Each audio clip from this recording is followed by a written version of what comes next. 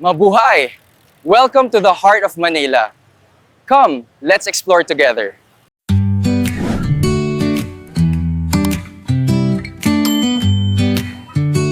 Okay.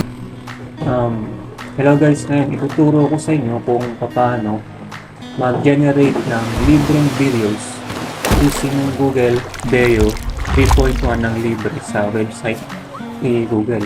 So, nag-off topic muna ako tungkol din sa mga nauna kong vlog tungkol sa pag-repair ng computer o pagiging IT expert. Pero ngayon, subukan natin itong iba. Tawag na tayo dito sa Google Chrome. Pag nasa Google Chrome ka na, type mo lang yung Google Opal.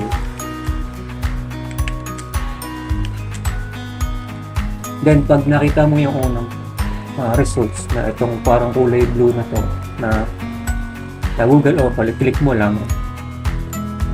And then yun.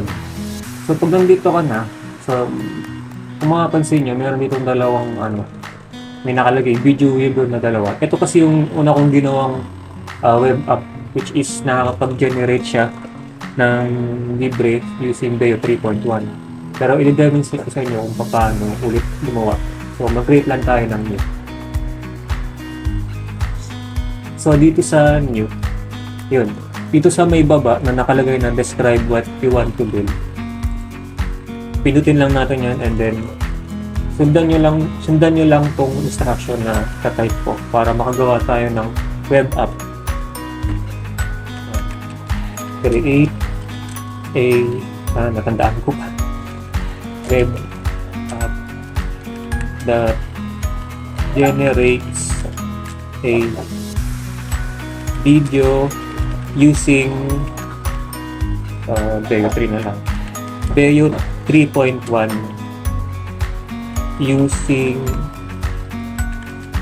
using text muna. So, yun. And then hit enter na. So, antayin lang natin. Pagka nag-loading siya, may lilitaw na sa kabilang side. So, ayun guys. Lumitaw na yan. Yung pinaka-name niya ay Video Weaver. So, sana nakakasunod kayo guys. So, itong Video Weaver na to, pag lumitaw siya sa may kanan na to, click lang natin yung start. And then, yun na.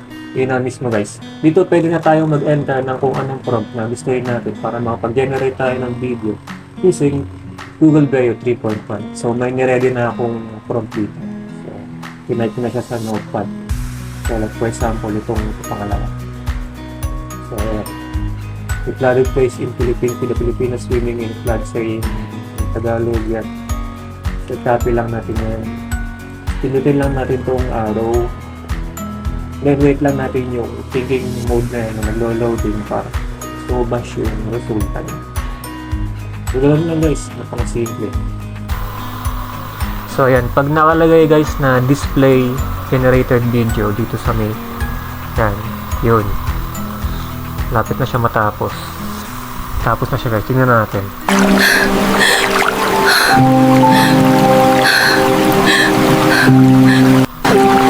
My country.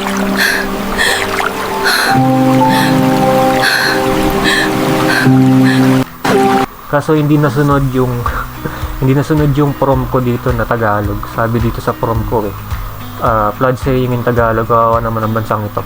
So, yun lang yung napansin ko sa kanya, hindi siya ganun ka-accurate. Wait lang So, hindi siya ganun ka-accurate nga lang guys. Pagdating dun sa nagsasabi ng dialogue or baka siguro kailangan mo pang i-polish yung dun sa ChatGPT. Pero kung titignan mo, nagawa niya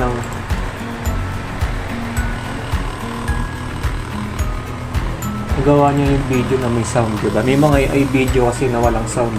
Pero yun yung maganda sa Veo 3. Bukod sa libre siya ngayon, meron pa siyang sound effect.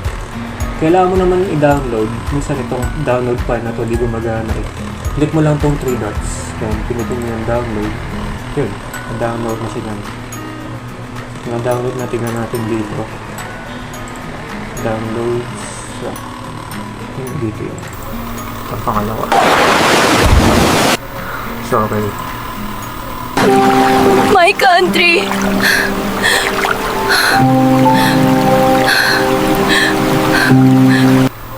So, ganun lang guys. Sana nakatulong and